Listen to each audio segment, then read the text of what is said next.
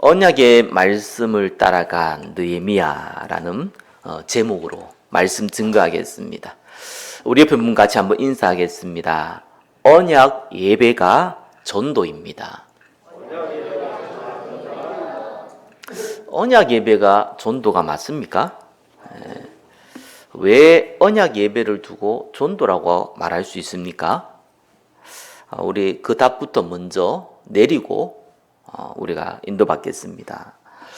사도행전 1장 8절에 예수님께서 최고의 지상 명령이자 우리에게 사명을 주셨죠.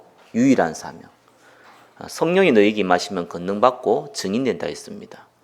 마태복음 28장에 예수님께서 모든 민족으로 가서 제자 삼으라고 그랬습니다. 마가복음 16장 20절에는 만민에게 복음 증거하라고 했습니다. 부활하신 예수님께서 우리에게 주신 유일한 사명입니다. 자, 이것을 부인하는 분은 이 자리에 없을 겁니다. 전도 선교는 많은 것 중에 하나다, 이렇게 말하는 분은 이 자리에 아마 없을 겁니다. 전도 선교는 모든 겁니다. 왜 그렇습니까? 그리스도가 모든 것이기 때문에 그렇습니다. 요한복음 1장 12절 영접하는 자 곧 그 이름을 믿는 자는 하나님이 자녀가 된다고 그랬습니다. 그게 성경의 목적입니다. 요한복음 20장 31절 그 이름을 힘입어 영생을 얻는 것이 성경의 목적입니다.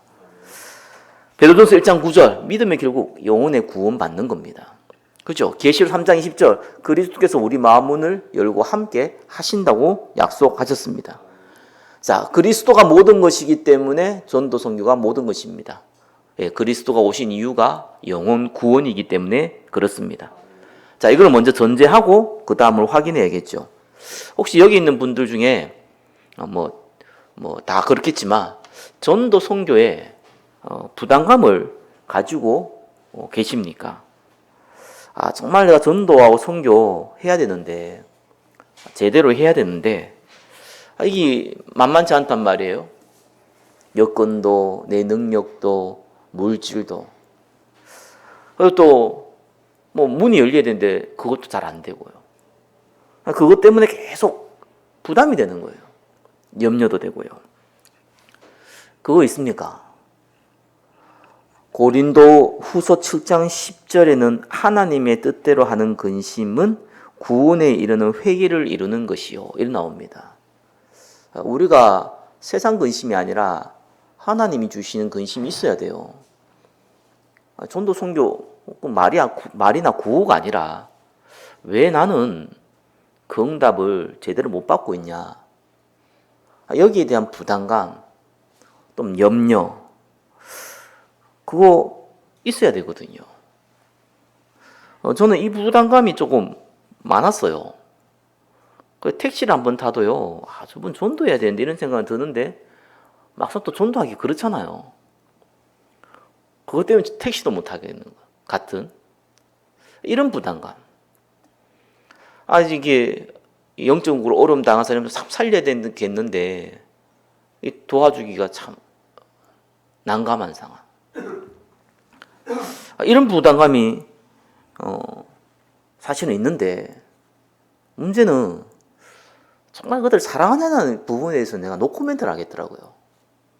사람이 영혼 사랑이 있어야 되잖아요. 고슴도치도 자기 새끼는 예쁘다고 사랑스럽죠. 그게 부모 사랑이잖아요. 그러니까 자녀가 어떤 일이 있어도 보호하려고 그러죠.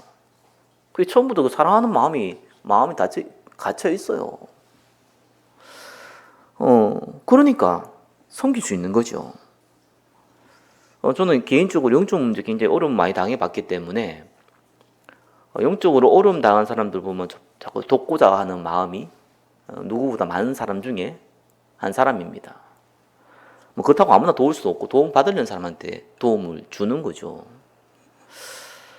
근데 이제 이 도움 받으려고 하는 사람이 너무 좀 택도 없이 행동하거나 너무 무리하거나 너무 황당한 걸 요구한다거나 이러면은, 아니면 또 반대로 욕을 한다거나 대놓고 욕은 안 해도 원망한다거나 이러면은 힘이 다 빠져버려요. 아니 개인적으로 내가 돈을 받아서 해주는 것도 아니고 내 시간, 내 물질 뭐 그분 때문에 내가 육신적으로 도움되는 건 하나도 없잖아요. 그런데 오히려 감사는커녕 원망 안 들으면 다행인 일이 많이 벌어지더라고요. 제가 그래서 질문이 안 생기더라고요. 생겼어요. 아, 이걸 품을 수가 없는 거예요. 내 그릇이 너무 작은 거예요. 거기에 대해서 굉장히 갈등이 생기더라니까요. 다른 갈등이 아니라 이 사람 도왔냐 못 도왔냐 이런 갈등이 아니라 내 안에 그분을 정말 품고 기도하고 도와줄 그 지속할 그런 은혜가 없는 거예요. 저는 그게 굉장히 고민이었습니다.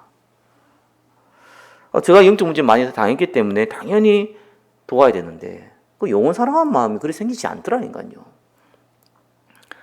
영원 사랑이라는 말을 다른 표현으로 하면 언약적 한입니다. 대부분 사람들 언약적 한이라니까 이 언약을 이루어야겠다 막 이렇게 뭐 그런 좀 이렇게 뭡니까 다른 사람들 원수를 갚아야겠다 이런 한으로 생각하는데 그런 한이 아니라 그게 품어야 되거든요. 이 언약이 내 마음에 들어와 있다는 것은 이 언약의 최종 목적지가 어딥니까? 영혼 살리는 거잖아요. 그가 최종 목적지예요. 거기 내 몸속에 들어와 있어야 되거든요. 그 영혼 사랑이 언약적 한입니다. 그 부분이 안 되는 거예요. 그래서 제가 그렇다 이런 생각이 들더라고요. 요즘은 조금 많이 달라졌어요. 시간이 좀 지나가다 보니까요, 제가 좀 깨달은 게 있어요. 그 영혼 사랑이라는 거는요, 하나님 주시는 거잖아요. 사실상 하나님 줘야 되거든요. 내가 인간적으로 그거 하기는 어렵습니다. 그까지는 이해되는데 그 다음이 잘 이해가 안 되는 거예요. 하나님이 안 주신다고 생각이 드니까. 근데 이 시간표가 있더라니까요. 어떤 시간표가 있냐니까 하나님이 우리에게 영원 사랑하는 마음을 언제 주시냐니까 여러분 기도할 때 주시기도 하겠지만 진짜는 언제 주냐니까 저와 여러분이 언약 현장에 있어야 돼요. 그때 하나님이요 언약 현장 중에 있을 때 어느 날입니다. 시간표를 줘요. 그 사랑하는 영혼 사랑의 마음을 시간표를 줘요. 아니면 인간 사랑을 못 뛰어넘습니다. 내가 그 자리에 있어야 돼요. 영혼 사랑할 수 없는 그 자리에 있어야 돼요. 여러분 현장은 그렇지 않습니다. 생명 살리는 현장은 영적인 현장이에요. 사실상 사단의 악령의 세력이요 굉장히 공격합니다. 그래서 사실 내가 섬기는 그 사람이 악한 영에 잡혀 있는 경우 많아요. 최근에 한 분도 좀 이렇게 도움을 달라 해서 섬기고 있는데 택도 아닌 걸 자꾸 요구해요. 옛날 같으면 굉장히 기분이 나빴을 건데 지금은 전혀 기분이 안 나빠요. 그냥 요령이 좀 생겨가지고 밀당을 잘해요. 좀 먼 데 사는데 자기 내보고 오라는 거예요. 그럼 뭐 갈 수 있잖아요. 근데 한 번도 그분 얼굴을 본 적이 없어. 그래서 내가 항상 그러거든. 한 번은 네가 와라. 그리고 상담을 제대로 받아라. 뭐 카톡으로 뭐 전화로 받는 거는 한계가 있으니까 상담을 먼저 받고 그 다음에 도움을 받아라. 그러면 내가 뭐 원하지 않아도 뭐 원하면 내가 한 번씩 가줄 수 있잖아요.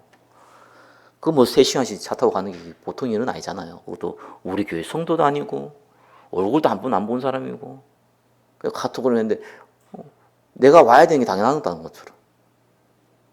그러면 차비를 주든가. 차비도 안 줘. 그런 것도 전혀 없고. 좀 어렸을 때 약간 상식이 좀 어긋나가잖아요.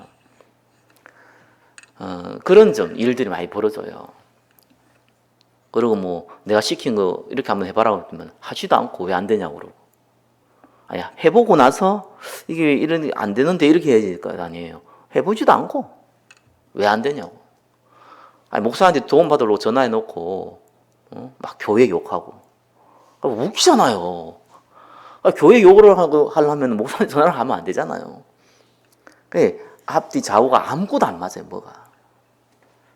아니, 그런 분을 데리고 내가 무슨 얼마나 뭐 돕겠습니까? 그걸 사랑하는 마음이 생기겠습니까? 안 생기더라니까 처음에는. 오히려 미운 마음이 안 생기면 다행이죠. 근데 시간이 좀 지나면서 그 현장에 있다 보니까 그렇게 들었던 말씀이요. 생각이 나는 거예요. 그리고 요한복음 14장 26절이 맞아요. 말씀이 맞아요. 그죠? 생각나게 하고 깨닫게 하고 하시고. 말씀은 들었지만 이 들은 거 현장이 없으면요 이게 확인이 안 돼요. 그렇구나. 그리스도께서 역사하지 아니하면 안 되는 거구나. 그러니까 이 사람에게 말로 도와주는 건 한계가 있잖아요. 말씀을 전해도 들어야지 듣는 거지. 안 들으면 뭐 어떻게 돕습니까? 들을 마음이 생겨야 될 거 아니겠습니까? 불신자와 상담은 잘하지만 이게 성경적 상담은 다르거든요. 영적인 거란 말이에요. 마음의 문이 열려야지 뭐죠. 그러니까 성령 역사할 수밖에 없잖아요. 그러니까 기도 외에는 다른 이유가 없구나. 이 말이 이해가 되는 거예요. 그래 아무리 내가 수고하고 노력해서 혹 열매를 얻는다고 하더라도 결국은 그 열매가 하나님 원하는 열매가 아닐 수 있다. 하나님 역사해야 된다. 내가 할 일이라는 거는 증인으로 쓰는 거고 그거 사람을 살리는 건 하나님이 하시는 거 아니냐. 이런 게 확인이 되어지더라니까요. 그거 확인되어지는데 조금 이렇게 그렇구나. 참 어려운 거구나. 영혼 사랑이라는 게 조금 뭐랄까 가족을 사랑하는 거하고는 달라요. 뭐 남녀간의 사랑하고는 또 완전히 다르지만 가족을 사랑하는 거하고 또 다른 거더라고. 다른 걸로 다가와요. 언약 현장에 있으니까 그렇구나. 언약 현장이 뭡니까? 내가 있는 현장이 전도 선교하는 현장이라고 바라보는 거예요. 그게 언약 현장입니다.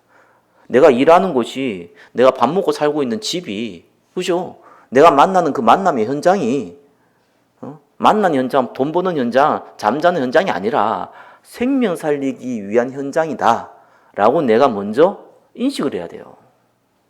그러면 그게 언약 현장이 되는 겁니다. 안 그러면 그게 불신 현장이 돼요. 세상 현장이 돼요.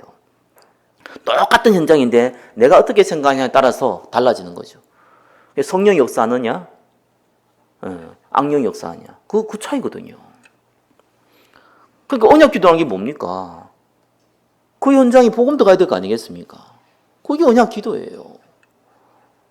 그럼 난 어떻게 해야 됩니까? 그게 언약 기도예요. 그럼 언약 예배에 대한 답이 나오잖아요. 그죠? 이 언약 기도를 재확리하고 언약 현장을 살릴 참된 힘을 얻는 것이 언약 예배입니다. 그러니까 언약 예배를 드릴 때에 하나님은 우리가 있는 현장에 주의 천사를 보내는 거예요. 가정이에요. 직장이에요. 사업장이에요. 여러분이 앞으로 만날 그 현장에 하나님은 주의 천사를 보내시고 전도할 문들을 여시는 겁니다. 먼저 여시고 우리가 가는 거예요. 자, 그것이 그래서 언약 예배는 전도인 겁니다. 언약 예배는 전도의 시작이 아니고 언약 예배가 전도예요. 여기에 대한 먼저 결론을 내셔야 돼요. 오늘은 느헤미야서입니다. 느헤미야가 영혼을 사랑하는 이스라엘의 그 영혼을 사랑하고 언약적 한을 가지고 응답받고 언약 예배 시스템을 완성한 인물이 느헤미야입니다. 그래서 오늘 또 똑같이 느헤미야서 통해서 세 가지 딱 마음에 담으세요. 첫 번째, 뭘 담아야 되냐? 저와 여러분이 전도 선교가 맞다면은 첫 번째 버려야 될 게 있습니다. 그걸 딱 마음에 담으세요.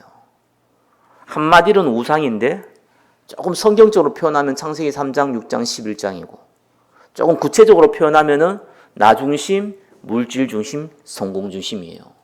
요거부터 버려야 돼요. 아무래도 뭐 현장이라면은 우리가 경제 활동을 하는 현장을 주로 이제 현장에 많은 부분을 차지합니다. 대부분 경제 활동하는 그 현장, 조금 더 나가면 우리의 가정과 가문의 그 현장, 그 현장이 왜 있어야 됩니까? 그러니까 이게 우선순위인데요. 거의 대부분이 공부 왜 합니까? 학생들이. 그 이유가 전부 딴 거예요. 성공하겠다는 겁니다. 나를 드러내겠다는 겁니다. 아니, 부자가 되겠다는 겁니다. 그게 여러분이 현장이 돼 있어요. 그걸 안 바꾸면은 성령이 역사할 이유가 없어요. 그렇잖아요. 하나님이 역사할 아무런 이유가 없어요. 예수 믿으면 구원받는 것이지 하나님이 성령으로 인도할, 역사할 아무런 이유가 없는 거예요. 그래서 전도 선교를 하려면 뭐부터 시작해야 되냐? 창세기 3장, 6장, 11장부터 버리세요. 버린다고 버려지는 건 아닌데 일단 생각부터 버리세요. 내가 돈 버는 현장 아니다. 밥 먹고 잠자는 현장 아니다. 수다 떨고 노는 현장이 아니다. 사람 살릴 현장이다. 영혼 살릴 현장이다. 그러니까 돈도 버는 거고 잠도 자는 거고 밥도 먹는 거고 사람도 사귀는 것이지 그건 목적이 아니다. 생명 살릴 현장이다. 그게 시작이에요. 전도 선교의 시작. 그러면은 이걸 지속해야 될 거 아니겠어요? 그런 마음을 한 번은 가질 수 있어요. 그런데 지속하는 건 다르거든요. 그래서 지속하려면 두 번째 뭐 해야 되냐? 반드시 언약 예배를요. 내 스케줄에 메인이 돼 있어야 돼요. 구심점이 돼 있어야 돼요. 그거 주심점으로 만드셔야 돼요. 직장생활 하시는 분들이 직장생활의 구심점이 뭐냐니까 점심시간이더라고요. 의외로 그런 사람들이 많아요. 꼭 밥 먹는 시간을 기점으로 일을 하고 밥 먹고 즐기고 그 다음에 이제 일하고 그 다음에 퇴근하고 밥 먹는 시간과 퇴근하는 시간이 구심점이에요. 저와 여러분 인생 스케줄 짤 때요. 이거 하나 제대로 꼭 지켜야 된다, 못 지키면 안 된다 이런 게 아닙니다. 이게 상식이 돼 있어야 돼요. 이게 특별한 케이스가 되면 안 된다니까. 예배 한 번 드리는 게 특별한 케이스가 돼버리고요. 이러면 되면은 이제 인생에 하나님 볼 때도 필요 없는 스케줄이 되는 거잖아요. 모든 내 스케줄은 언약 예배에 먼저 갖다 놓고 시작하는 거예요. 뭐 특별한 일이 벌어져서 못 들을 수도 있어요. 그 얘기하는 게 아니에요. 저와 여러분이 몸이 아프면은 항상 하루 3끼 먹는 사람도 못 먹을 수 있잖아요. 너무 급한 일이 있으면 밥도 못 먹을 수 있어요. 그러나 그거를 항상 그렇게 빠뜨리지 않거든요. 건강 해치기 때문에. 마찬가지입니다. 우리가 모든 스케줄에 메인 되는 스케줄을 언약 예배를 잡으셔야 돼요. 그래야 이 지속됩니다. 성령 요사 때문에 그래요. 이 육신적인 게 아니라니까 성령 요소이기 때문에 내 영적 상태가 언약 예배 속에 없으면 무너지게 돼 있어요. 무조건. 세 번째입니다. 그리고 이 전도 선교를 시작을 버려야 되는 것부터 시작하고 지속을 언약 예배라면은 우리가 전도 선교하다 보면 시행착오를 많이 하잖아요. 필요한데 좀 실수를 줄여야 돼요. 어떤 실수를 줄이냐니까 바울이 아시아로 가려고 그러잖아요. 하나님 막았다니까요. 그러니까 저와 여러분들이 내가 나 중심, 물질 중심, 성공 중심을 내려놔야겠다. 그리고 내가 언약 예배 스케줄 가운데 우선순위를 둬야겠다. 이렇게 좀 시작이 되면은 그 다음에는 하나님 문을 열어주십니다. 그걸 잘 봐야 돼요. 근데 이 문이 열릴 때 육신적으로 봤을 때는 좋은 문이 안 열릴 겁니다. 거의 다. 근데 영적으로 봤을 때는 굉장히 좋은 문이 열려요. 바울이 왜 아시아로 가려고 그러니까 그가 실크로드거든요. 그때 당시에 실제적으로 전도하기 가장 좋은 라인이란 말이에요. 일반 사람들 대상으로 할 때에는. 근데 하나님은 그걸 본 게 아니에요. 로마를 본 거였거든요. 그래서 모든 길은 로마로 통하는 거예요. 그래서 영향을 많이 끼칠 수 있는 나라를 살려서 전 세계 복음 증거하는 것이 하나님의 방법이었어요. 바울은 많은 사람에게 복음 전하는 것 자체 그게 본인의 방법이었어요. 그때 당시에는 지구가 둥글지 않고 평평하다고 했으니까. 끝까지 가보면 될 거니까. 바울의 머릿속에는 과학적인 이 지식이 한계가 있잖아요. 근데 문은 열렸는데 자꾸 자기가 원하는 대로 가려고 그럽니다. 저와 여러분이 내 중심에서 조금 버려지고 그 다음에 언약 스케줄 가운데 예배 스케줄 가운데 좀 있으면은 보입니다. 문이 열리는 쪽이 보여요. 그쪽으로 가셔야 돼요. 유신점 좀 손해가 될 수 있는데 그쪽으로 가셔야 돼요. 거의 대부분 보면은 안 열리는 쪽으로 갑니다. 그러니까 좀 많은 손해를 보죠. 자, 그 다음에 시행착오를 줄이는 겁니다. 자, 그렇다면 우리 1번 보겠습니다. 언약 현장을 확인해야겠죠? 버려야 할 겁니다. 바울은 배설물이라고 했잖아요. 빌립보 3장 8절에 보니까 저와 여러분이 그렇게 얻고자 하는 내 이름을 날리고 뭐 내 이름까지 안 날려도 나라는 존재가 인정받고 이런 거 인정 안 받아도 됩니다. 하나님 인정하면 되지 뭘 그렇게 인정받으려고 합니까? 하나님께 인정받으면 때가 되면 다 하나님이 세우시는데 뭘 그렇게 인정받으려고요? 뭘 그렇게 하루 세끼 먹을 경제 있으면 되지 그 이상을 가지고 벌려고 악착같이 합니까? 목사님 가난해 보지 않아서 그렇습니다. 저 많이 가난했어요. 저 부모님하고 6식구 살았는데요. 방 한 칸에서 살았습니다. 초등학교 2학년 때까지. 제가 그게 기억이 너무 선해요. 근데 난 그게 정상적인 삶인 줄 알았어요. 6명이 방 하나에 살았던 것이. 지나보니까 되게 가난했더라고요. 그때 당시에도요, 조금 사는 사람하고 가난한 사람에게 차별이 굉장히 심했는데 나는 참 이렇게 둔해가지고 그걸 몰랐을 뿐이었더라고요. 그러니까 가난한 게 참 불편하구나 이런 걸 내가 많이 느꼈어요. 맞습니다. 가난은 불편합니다. 경제가 많으면은 좀 해결할 수 있는 것도 많고 편리한 거 많이 있습니다. 그건 아세요? 그거는 여러분 죽일 수 있습니다. 하나님이 주시는 것과 내가 가지려는 것은 같아 보이지만 완전 다릅니다. 내려놓으셔야 돼요. 가난하게 살아는 말이 아닙니다. 왜 우리가 가난하게 살아야 됩니까? 누구보다 부유하게 살아야 되죠. 하나님의 자녀인데.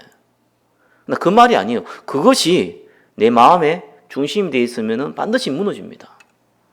그래서 헌금이라는 건요, 그거와 굉장히 연결되어 있어요. 그래서 제가 몇 번 얘기했잖아요. 11조는 내 것에 10의 1조를 드리는 게 아니에요. 그게 큰 착각입니다. 하나님은 기부금을 원하지 않으세요. 하나님 우리한테 처음부터 모든 것은 내 것이라고 그랬어요. 하나님 것이라고 그랬어요. 경제의 주인이 그리스도입니다. 그 고백이 11조예요. 이런 부분들을 이해 못 해버리면은 그게 나도 모르게 다 우상이 돼 있는 거예요. 성공 못하면은 힘들잖아요. 성공하면 많은 걸 혜택을 누릴 수 있잖아요. 목사도 마찬가지거든요. 성도가 많으면은 많은 혜택을 누릴 수 있어요. 거기에 목마르면은, 거기에 목매면은 반드시 그 사람을 죽입니다. 영적으로요. 그래서 나중에는 범죄를 행하더라도요, 범죄가 범죄인지도 몰라요. 그거 당연하지, 뭐 그런 거 하면 뭐 어때? 이런 겁니다. 그렇게 양심도 마비되어 버려요. 하나님이 쓸 수가 없죠. 그래서 내려놓으려고 한다고 내려놓아지는 건 아니에요. 그건 알고는 있어야 돼요. 첫 번째. 그래서 갖춰야 될 게 뭡니까? 요한복음 4장 23절. 하나님이 저와 여러분 바꾸셔야 됩니다. 그래서 영과 진리로 바꾸셔야 돼요. 그래서 내가 좀 믿음이 없다. 언약 예배에 좀 더 많이 집중하세요. 정말이에요.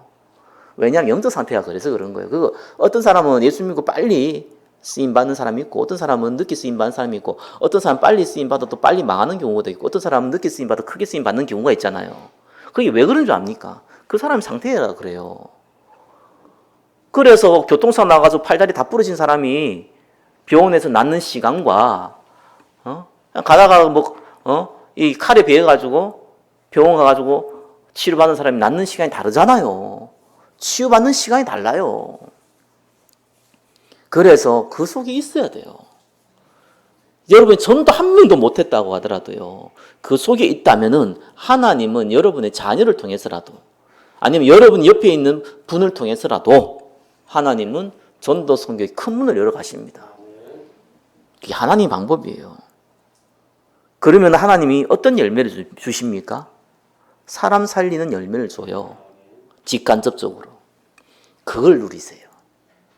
먼저 그 나라와 그 의를 구하라 그러면 나머지 다 하겠다. 그 나머지를 너무 기대하지 마세요. 여러분이 한 가지 일을 해가지고요, 성공한 사람들 한번 보세요. 그 일을 해서 성공한 거 아닙니다. 그렇죠? 여러분, 연예인이 어디서 돈 버는 줄 압니까? 그 영화 촬영해가지고 돈 버는 줄 압니까?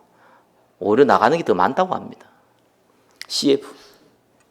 거기서 돈 대부분 다 봅니다.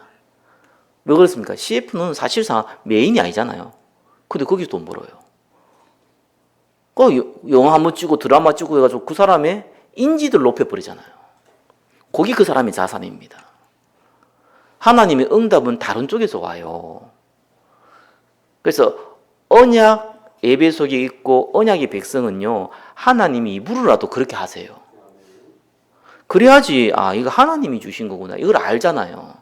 내가 수고하고 노력해서 얻었다 이렇게 되니까 아무것도 안 되는 거예요. 그럼 내가 수고하고 노력해서 얻은 거니까 내가 수고하고 노력 안 하면 잃어버릴 거 아니겠어요. 그럼 거기 집착할 수밖에 더 있겠습니까? 그게 물질이 되었든 사람이 되었든 그 어쩔 수가 없는 거예요. 하나님 입으로라도 의도적으로도 여러분에게 여러분 하는 업을 통해서 축복을 주시기도 하지만 다른 쪽을 통해서 더 큰 축복을 주십니다. 하나님이 행하신다는 것을 알게 하기 위해서 그렇습니다. 2번입니다. 언약의 말씀을 따라간 느헤미야입니다. 저와 여러분이 알고 있는 이 그리스도에 대한 은혜가 깊어지면 깊어질수록 어떤 일이 벌어지냐니까 내 인생을 걸 수 있어요. 예수님이 십자가에서 다 끝냈다 했잖아요. 저는 개인적으로 영적 문제 때문에 그 고백을 많이 했어요. 십자가에서 다 끝냈다. 다 끝냈다. 다 끝냈는데 왜 안 되냐? 다 끝냈는데 왜 난 고통스럽냐? 나는 이렇게 되더라니까요, 어느 날. 그러니까 불신앙도 생기고요. 믿으면 된다며요. 믿으면 하나님 영광 본다며요. 근데 하나님 영광은 내 고통은 더 커지고. 그때 제가 하나님의 은혜죠. 이런 생각이 들더라고요. 어차피 이러다 죽으면은 천국 가는 거 아니냐. 불신자도 피할 수 없으면 즐긴다고 하지 않냐. 하나님이 허락하면 좋은 건데 하나님 없애면 없애는 건데 내가 뭐 그렇게 애쓴다고 되겠냐. 즐겨보자 그냥. 방탕한 생활을 해보자는 게 아니라 내한테 주어진 고통을 그냥 한번 즐겨보자. 불신자도 뭐 죽기밖에 더 하겠다고 하는데 우리는 천국이 보장되어 있는데 정말 죽기밖에 더 하겠어요? 그때부터 치유가 되더라니까요. 하나님 주권을 인정할 때부터 치유가 돼요. 상관이 없어지는 거예요. 이래 살다가 죽든지 이래가 또 치유받아고 큰일 하든지 상관없이 이러면 어떻게 저러면 없으니 이건 포기가 아니고요. 하나님 주권이 인정되어지는 거예요. 하나님 치유하시더라니까요. 이 느헤미야가 사실상요, 한번 보세요. 예루살렘이 무너지고 바벨론의 포로가 된 지 150년 지났을 때예요. 느헤미야 시대가. 1, 2년이 아니잖아요. 여러분이 만약에 미국에 이민을 갔다. 그래서 150년 지난 후에 여러분이 태어났다. 그러면은 사실상 미국 사람이에요. 대부분 민족들은요, 다른 나라에 가가지고, 이민 가가지고, 한 150년 지나가지고 그 후손들은요, 민족에 대한 정체성 다 잃어버립니다. 지금 한국말 3세, 뭡니까? 미국에서 한 3세만 돼도요, 한국말도 몰라요. 그렇잖아요. 한국이 뭐 잘 되는지 말든지, 그건 자기하고 아무 상관없어요. 자기가 미국 사람인데. 그냥 혈통만 한국 사람이죠. 근데 느헤미야는요, 이 150년 지나서 이게 150년 지나서 한 100년 지나서 태어나고 지금 나이대로 보면 한 150년 지났을 때예요. 무슨 이스라엘 민족에 대한 그게 있었겠습니까? 라고 보는데 안 그렇습니다. 유대인이 또 특별하기도 하고 하나님 택한 백성이 또 하기 때문에 그렇지만 언약을 전달받았잖아요. 그러니까 이스라엘이 지금 성전이 무너지고 공격당하고 예배가 막 무너지고 있다는 얘기를 들은 거예요. 그런데 이 느헤미야는 왕궁에 왕이 신임하는 신하예요. 세상 말로 성공한 사람이에요. 장관급이란 말이에요. 오늘날 장관은 대통령이 있을 때만 잠깐 있다가 없어지지만 또 바뀌지만 이때는 한 번 하면 특별한 일 없으면 영원히 해먹는 거니까 어마어마한 위치란 말이에요. 혜택은 다 누릴 수 있는 사람이에요. 그런데 이스라엘이 지금 예루살렘 성전이 무너지고 나서 다시 재건되었잖아요. 재건되어지고 스룹바벨 성전이라고 합니다. 재건되고 나서 이게 또 몇십 년 흘렀을 때거든요. 그러니까 그러고 나서 예배도 무너지고 성전도 막 파괴되고 이런 걸 얘기 들으니까 느헤미야가 한 번도 예루살렘 간 적도 없어요. 이 지금 페르시아 수도에서 태어나가지고 거기서 쭉 자란 사람이에요. 근데 그 얘기 듣고 느헤미야가 어떤 일을 벌였냐. 성경이 보니까 느헤미야 1장 3절에 보니까 1장 1절에 11절을 보니까 2번에 1번이죠. 금식하고 슬퍼하고 울고 그것도 몇 날 며칠 동안 그러면서 이스라엘 죄를 두고 회개하고 그리고 내가 이 이스라엘 살릴 수 있는 기회를 달라고 기도하고 하나님의 은혜 받은 사람은 그런 겁니다. 저와 여러분이 은혜가 크면 클수록요 복음을 위해서 저와 여러분 인생을 드릴 수 있어요. 우리의 죄 문제 끝냈어요. 사단의 운명을 끝냈어요. 그죠? 그리고 하나님 만나는 길을 열어주셨어요. 그게 사실이고 저와 여러분이 많은 그냥 어느 날 그냥 예수 믿으니까 나도 한번 믿어보자 이렇게 해서 믿는 사람이 없을 겁니다. 이 자리에는. 많은 시행착오를 거치면서요. 내가 예수 안 믿으면 안 되는구나 라고 고백한 사람들의 모임이 지금 이 모임이에요. 그 은혜를 여러분은 받았을 겁니다. 물론 좀 여러 가지 세상 풍파에 따라서 흔들릴 수도 있고 무너질 수는 있죠. 그러나 그 은혜를 받았던 분들이 저와 여러분이 이 자리에 앉아 있습니다. 그렇다면 저와 여러분 통해서 지금 시대가 너무 이상해져 가고 있어요. 불법이 너무 성행되어지고 옛날에는 세계화라고 하는데 지금 탈세계화가 되고 있어요. 그 러시아 지금 우크라이나 미국 하는 거 전부 보세요. 한국 정치 한번 보세요. 세계화가 아닙니다. 이건 탈세계화예요. 세계화는 뭐냐? 우리가 같이 다 살아보자. 이게 세계화예요. 탈세계화는 어떻게 되냐? 내가 살고 네가 죽으라 이겁니다. 그게 탈세계화거든요. 시대가 지금 이렇게 되고 있어요. 이게 안 보입니까? 옛날에 We are the world 이렇게 하잖아. 이건 We are the world 아니에요 지금은. 내 살고 네 죽자예요. 그게 하늘의 정사와 공중 거제 잡은 자들이 정치인들을 통하여서 많은 경제인들을 통하여서 지금 아예 드러내놓고 작업하고 있잖아요. 곳곳에 귀신들 내장이 넘치고 나고 있잖아요. 시대 상황 보셔야 됩니다. 지금 당장 내 앞에 지금 내가 먹고 살고 힘들고 내가 지금 건강이 안 좋고 이런 거 보다 보니까 그거 빠져 죽는 겁니다. 조금만 눈 열어서 보세요. 시대가 어떤 상황인지. 너무 이상한 시대가 되어가고 있어요. 그 이유가 뭡니까? 복음 없어서 그런 거 아닙니까? 복음 없어가지고 지금 다 무너지고 있지 않습니까? 그러면은 여기에 대해서 저와 여러분이 이거 다른 사람들 다 망하고 나는 사는 게 아니라 같이 다 망하고 있구나. 나만이라도 살려야겠구나. 내 주변이라도 살려야겠구나. 그 한을 느헤미야가 가졌어요. 이게 영혼 사랑이에요. 달리 영혼 사랑입니까? 저는 영적 문제가 병든 사람 만나보면서 느낀 게 그거예요. 나는 그분 살릴 능력 없고 힘 없다. 그러나 하나님은 계시다. 그리고 나에게 내가 잘할 수 있다면 난 할 것이다. 그거 두고 나는 기도할 것이다. 복음 받을 사람 있으면 살려야 될 거 아니겠습니까? 우리는 그거 한 갖고 있어야 돼요. 왜 그렇습니까? 우리가 은혜로 1만 달란트 빚을 탕감받은 사람들입니다. 자, 그래서 느헤미야가 기도를 하는데 희한한 기도예요. 느헤미야서 1장 11절에 보니까 뭐라고 기도하냐? 오늘 종이 형통하여 이 사람들 앞에서 은혜를 있게 하옵소서. 여러분, 이 기도는 어떤 기도냐니까 우리가 하는 기복신앙 같은 기도로 보일 수 있어요. 하나님, 나 성공하게 해주세요. 하나님, 나 정말로 수백억, 수천억 자산가 되게 해주세요. 하나님, 정말 내가 장관이 되고 대통령이 되게 해주세요. 이 기도예요. 이게 창세기 3장, 6장, 11장 기도 아닙니까? 라고 볼 수 있잖아요. 아닙니다. 이유가 달라요. 전 여러분이 가난하기를 원치 않습니다. 건강이 악화되기를 원치 않습니다. 정말 경제도 풍요하고 건강하고 성공하기를 원합니다. 그렇다면 그거 놓고 기도할 때는 이유가 분명히 해야 돼요. 느헤미야가 무슨 기도를 했습니까? 왕 앞에서 허락을 받기 위한 기도였어요. 그때 당시 왕 앞에 아무도 가지도 못해요. 에스더가 왕 앞에 갔다면 죽는 거 알고도 내가 죽으면 죽으려고 갔잖아요. 그러니까 왕 앞에 왕이 측근이 아니면 절대로 대화도 못해요. 워낙 암살 시도도 많고 이상한 데가 많기 때문에 왕 측근 딱 2명이거든요. 편하게 말할 수 있는 사람. 술 따르는 장관, 빵 굽는 장관.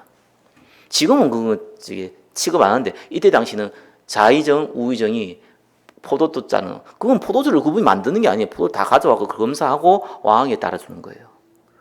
빵 굽는 장관. 그 빵을 자기가 굽는 게 아니라니까요. 다 빵 굽고 가져와서 이걸 검사하고 왕이 뭘 많은 거 다 체크하고 왕에 드리면서 얘기하는 장관. 정말 빵만 갖다 주고 포도주만 갖다 주는 장관이 아니에요.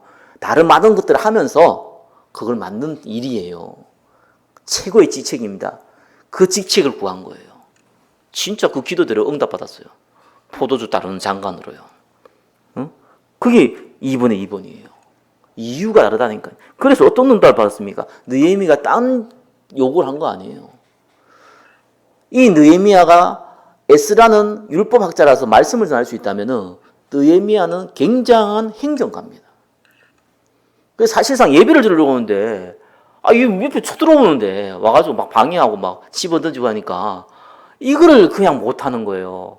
행정력이 없는 거예요. 그래서 뭐 어떻게 할 줄 모르는 거예요. 그러니까 막 예배 드리려면 이게 진짜 말 그대로 뭐 너무 방해 요소가 많고 이런 지금 예루살렘 성전 상황입니다. 그걸 알고 자기가 가지고 있는 달란트 가지고 또 자기가 가지고 있는 지휘 가지고 내가 언약의 백성들을 살려야겠다. 결단한 거예요. 그래서 왕이 구한 겁니다. 왕이 허락했어요. 이때 개념은 지금 사표를 내면 되지만 이때 당시에 사표를 못 내요. 왕과 신하의 개념, 왕과 백성의 개념은 소유의 개념입니다. 왕이 허락해야지만 신하도 될 수 있고 왕이 허락해야지만 신하도 그만둘 수 있어요. 지멋대로 그만뒀다는 바로 사형이에요. 그런 시대입니다. 그러니까 그걸 구한 겁니다. 또 그냥 자기가 혼자 갈 수도 없잖아요. 많은 군인들도 데리고 가야 되고요. 재물도 가지고 가야 되고요. 그죠? 또 가가지고 뭐 지금처럼 전화가 안 되니까 왕이 문서를 가지고 이렇게 가지고 가야 되거든요. 그 모든 것을 허락받은 거예요. 여러분 성공을 하더라도 내가 정말로 경제를 얻고 싶어도 이유가 분명해야 돼요. 로또를 당첨받고 싶어도 이유가 분명해야 돼요. 내가 잘 먹고 잘 사는데 내가 좀 남는 거 내가 기부하겠다. 이래가지고는 하나님 왜 경제를 줍니까? 달란트대로 살면 되는 거지. 이유가 있어야 돼요. 정말 전도 선교 때문에 내 것을 드릴 수 있습니까? 그러면 여러분이요 이 기도를 하세요. 성공의 기도를 하세요. 아프십니까? 치워놓고 기도하세요. 병 낫는 거 별로 중요한 거 아닙니다. 어차피 한번 가야 돼요. 그러나 건강을 가지고 내가 전도 선교하기를 원합니까? 그렇다면은 기도하세요. 하나님 주십니다. 그 정도 기적을 체험 못하면 어떡합니까? 우리 언약의 백성이에요.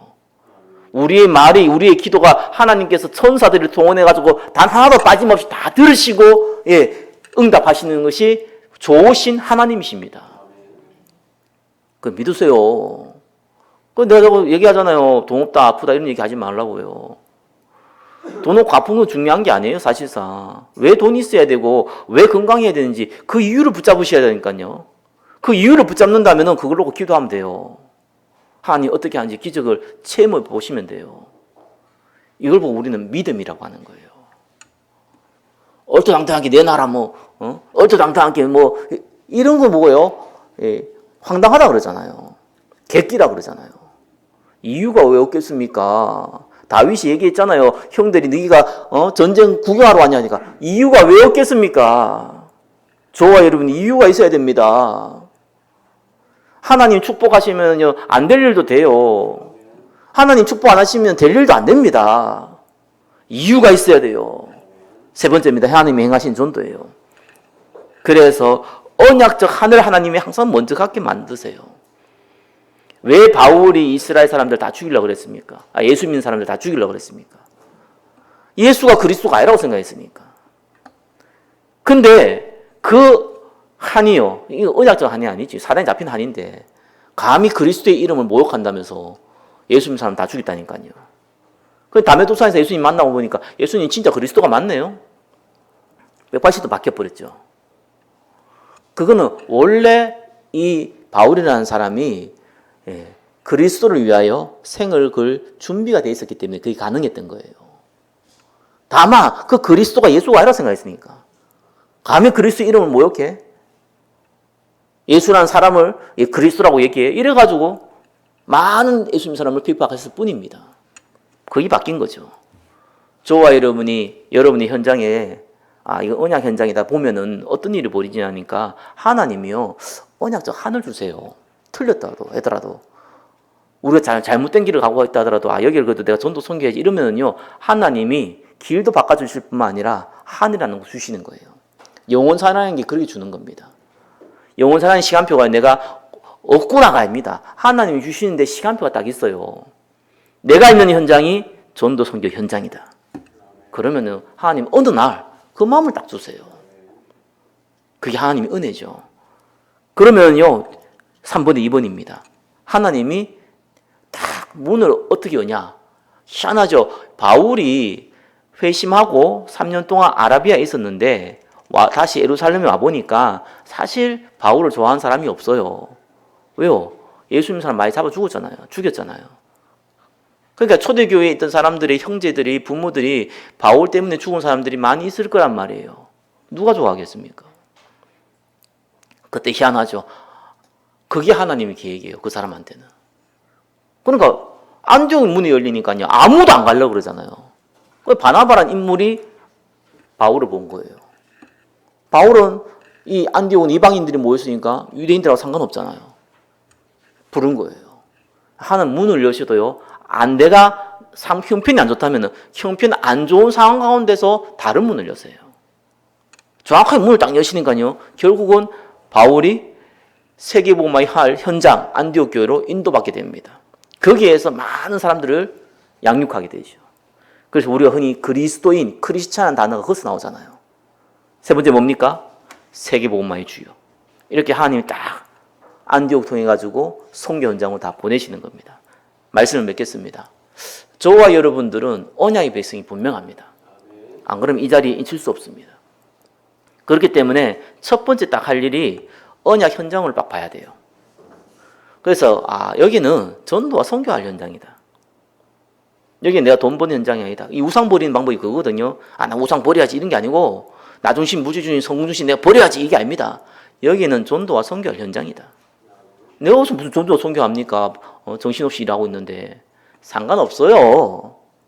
생각은 바꾸지 마세요. 전도와 선교할 현장이다. 그죠?